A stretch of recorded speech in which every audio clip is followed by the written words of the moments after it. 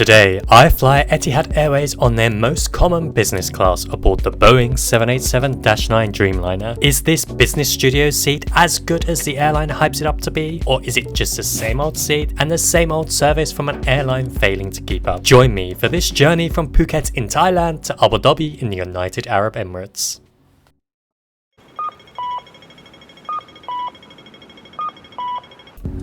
Hello and welcome to Phuket in Thailand. You join me as we take a taxi transfer from Khao Lak down to Phuket International Airport. Today we're flying from Phuket to Abu Dhabi in the United Arab Emirates on Etihad Airways, the national airline of the UAE. This review is of the 787-9 business class, one of the most common in the Etihad Airways fleet, despite having existed for around 10 to 15 years. Check-in today was quite smooth, although we had a little bit of a wait to get through, and we were soon checked in with our baggage. And then we headed to the airport lounge. This was actually with my priority pass because I couldn't get in with my business class ticket on this day. It wasn't particularly good, and we were actually delayed on this flight due to very heavy thunderstorms in and around this part of Thailand. And you can see this airport is quite modern, but equally it is completely over capacity. We were stuck between a number of different flights, including those to Russia, and this was just not an enjoyable experience and not the premium experience you'd expect from an airline like Etihad. Although, being said, they can't really control much of this. It was just not a fun experience to get on board this flight. Eventually though, we made our way through into the business class queue and we were able to board this aircraft, although I don't think there was actually much differentiation between the different types of passengers.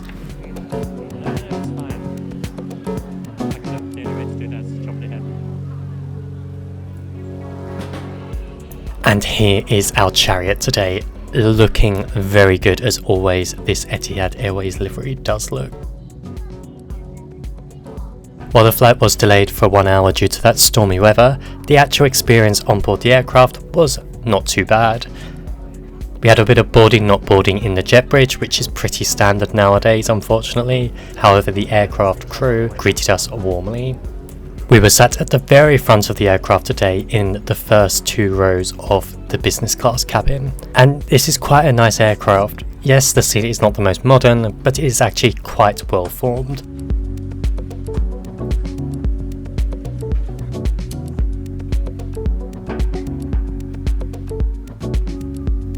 Around the seat there's a few easy access buttons to control the seat.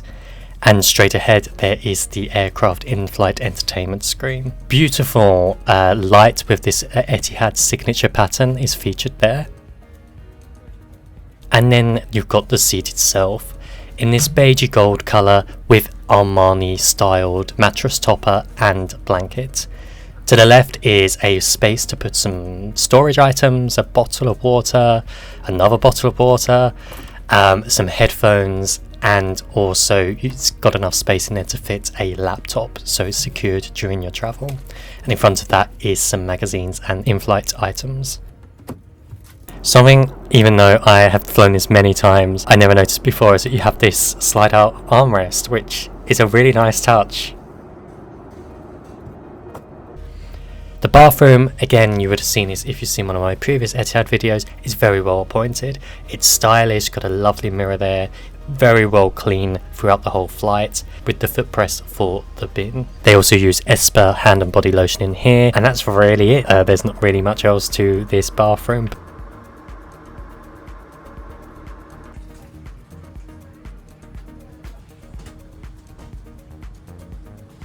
That blanket was actually really nice, and this is one of 2 variants of the blanket on Etihad. One is more of a duvet type, and then one is more of this blanket soft touch type, and this one is much nicer to use. And before we took off, I took a chance to have a bit of lovely champagne, which was definitely a real treat after a long delay at Phuket. Here's a shot of the amenity kit, although this is not what you get at the moment. I'll put another picture up on screen. It's a nice kit, and I would say that generally it was quite a nice selection of stuff. One thing that Etihad doesn't seem to have got quite right is this mattress topper. It's really nice, however most people don't know what it is or how to use it. It works really well when you've got it up and put it on the bed, but most people just use it as another pillow in addition to this one. And they are, as I noted, designed with Armani Casa, so they are quite nice quality as well. So looking at that in-flight entertainment screen, and it's quite nice. The design isn't particularly modern, I will add, but the selection of films is pretty good. You're probably not going to be disappointed with the amount of films you can watch on here. There is just a whole amount of stuff that you can watch here, from full series to all types of films, including very specialist films from different parts of the world and with different languages.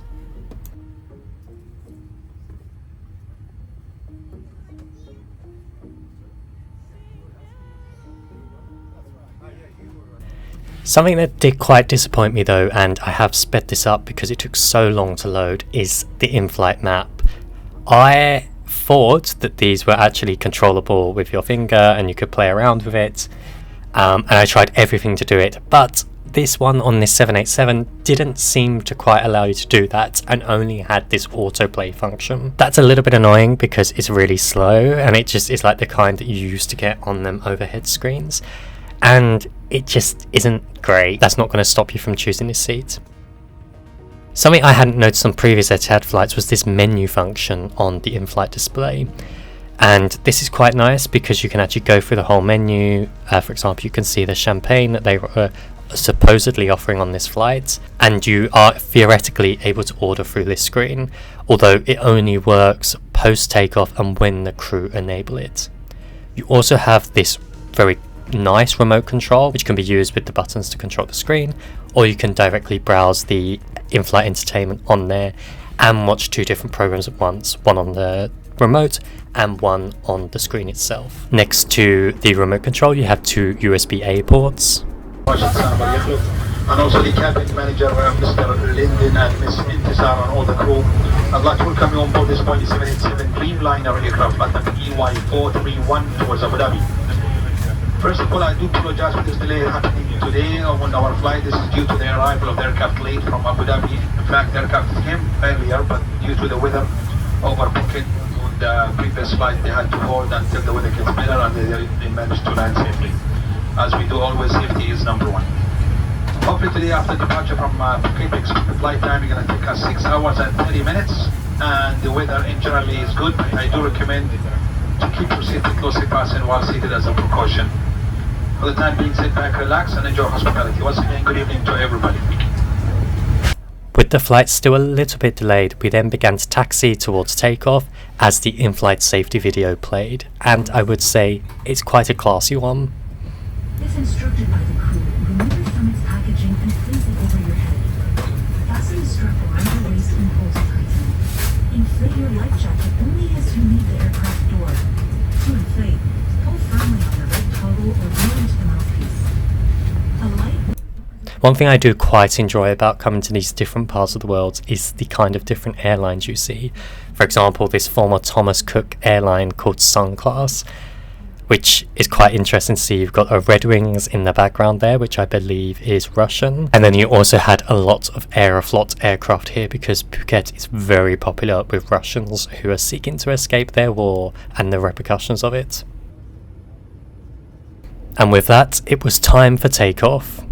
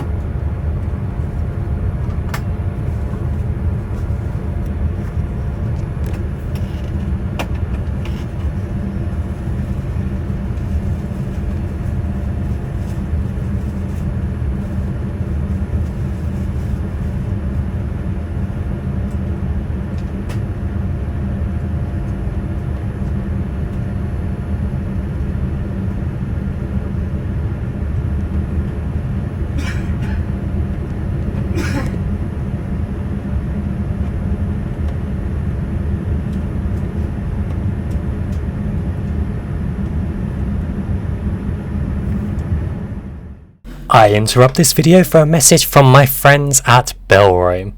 I've been using Bellroy products for over 7 years now, and they have served me excellently, including my shoulder bag, which I've used on many a trip, to my Cathay Pacific co-branded passport wallet. So I was more than happy to work with them when they offered me the chance to use their latest carry-on and check-in large cases. These are well built alongside my other Bellroy products, but the absolute greatest thing about Bellroy products is that they're engineered with longevity in mind. You can repair these suitcases with easily replaceable fix-it kits to swap out key parts of the case, such as the wheels and handles, to keep them going on for years and years to come. If you're looking for a new suitcase that's well made, stylish and high quality, as well as made to last, be sure to use my link with Bellroy below or scan the QR code on your mobile phone. Thanks once again to Bellroy for working with me, and now back to the video. Now let's take a look at what the in-flight service on this business class flight to Abu Dhabi is like from an outstation. Now let's take a further look around this seat. There's two ways to control the seat. The first are these buttons on the seat panel, and then the handy touchscreen control panel, which doesn't actually pop out but can be used to put it into a number of several predefined seating position or whatever position you wish it to be in. You can also adjust seat firmness to make it firmer or softer, although sometimes this does break and can cause some issues. You can also change the mood lights, the reading lights, and the various ambient lighting around. There's also the do not disturb button, which illuminates red on the exterior of the suite so that you can be not disturbed. Since this was an evening departure from Phuket and arriving into Abu Dhabi in the late evening, I took advantage to actually just lay back and relax and watch some television on this flight, taking advantage of the eBox system, which is, as I mentioned earlier, pretty good. I primarily watched the Richard Branson documentary from HBO, which I would completely recommend.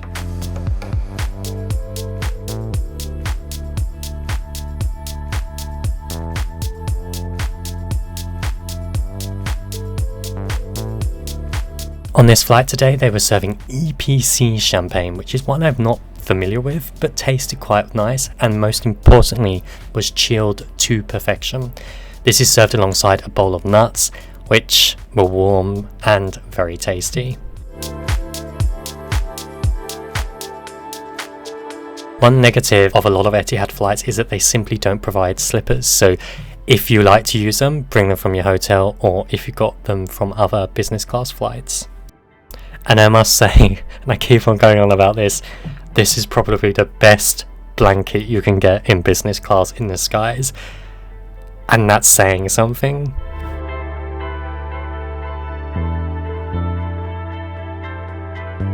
While I didn't actually go into sleeping mode right now, I just wanted to get a bit more comfortable because those leather seats are a little bit sticky. I began to prepare for the meal service with this massive honking big table sliding out.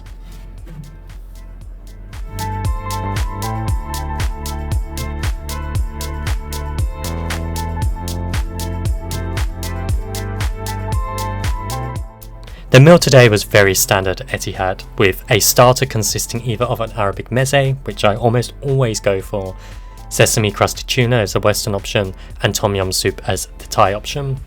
The mains consisted of Thai yellow curry, braised beef brisket, chicken kofta or Thai noodles, followed by a cheese or dessert in the form of mango sticky rice, lemon tart, seasonal fresh fruit or ice cream. I'd probably have it all if I could. Beverages are extensive, both in the form of non-alcoholic, considering this is a Middle Eastern airline, and some really nice options if you don't want to have alcohol, as well as an extensive selection of coffee, tea, and iced coffee as well, which is good because it's done on an espresso machine. A separate beverage list for alcoholic drinks slides out to make sure that Muslim or Arab travellers are not offended by the presence of alcohol. Understandable if you're on a Middle Eastern airline.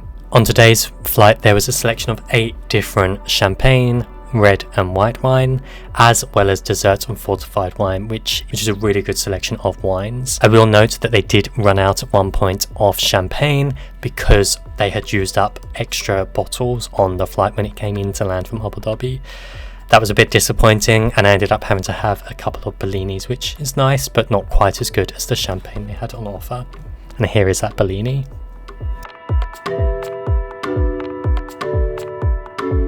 I then messed about with the controls a little bit to try and get some good lighting for the food, and as you can see, the reading light works perfectly for making sure the food shows up well, almost like Etihad designed this seat specifically for YouTubers. And here's the starter, the Arabic meze with the combi bread, a pita and a nice salad. It's not massive, but the flavours are perfect. It's really good, and I genuinely cannot complain of what they offer here. The only thing that isn't good is this salt pot, which is just really awkward to get the salt and pepper out of. It's not a very good design selection, but the rest of the offer, these Armani styled knife and fork, are really pretty.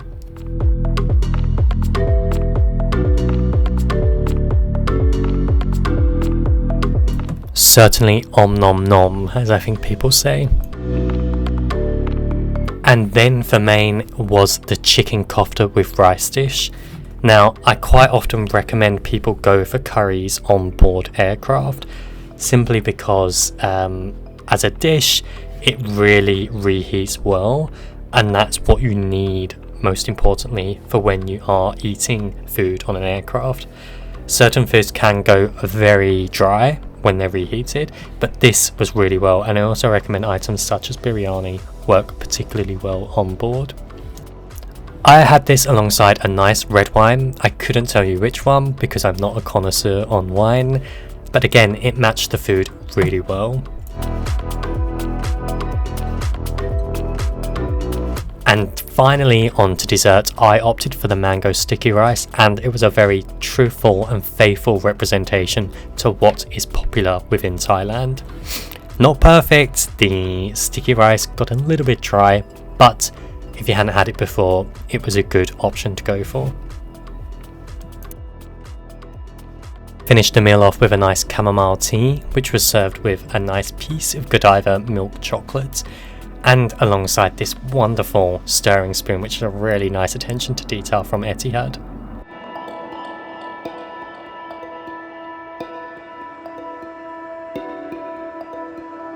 So now I'm going to show you how you should actually set up the seat for sleeping mode.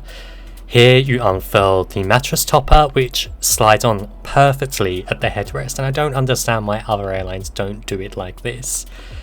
You slide it just above the headrest, like so, and then you just lay it on top. It's as simple as that. It then extends the full length of the bed, and then you can unfurl that lovely sumptuous blanket onto your body.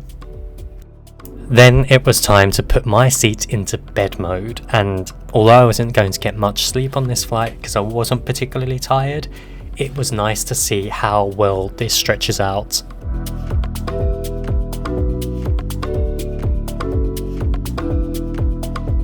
And here is the seat when properly done, and I must say I did a very good job at doing this bedding. It was very comfortable. The width of this seat is relatively decent at around 56 centimeters and 185 centimeters long.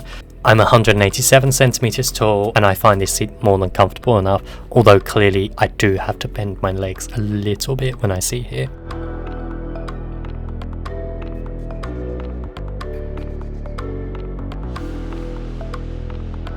And with that, we were coming in to land at Abu Dhabi's Etihad International Airport. And actually, I'd say that this was quite a positive flight of my experiences on many Etihad Airways flights. Yes, it wasn't perfect, primarily because the flight was disturbed by those very heavy storms in Phuket, but the crew were pretty decent, although I would say weren't exceptional. The food was good, the wine was good, the champagne was good when it hadn't run out, and the seat itself is very acceptable.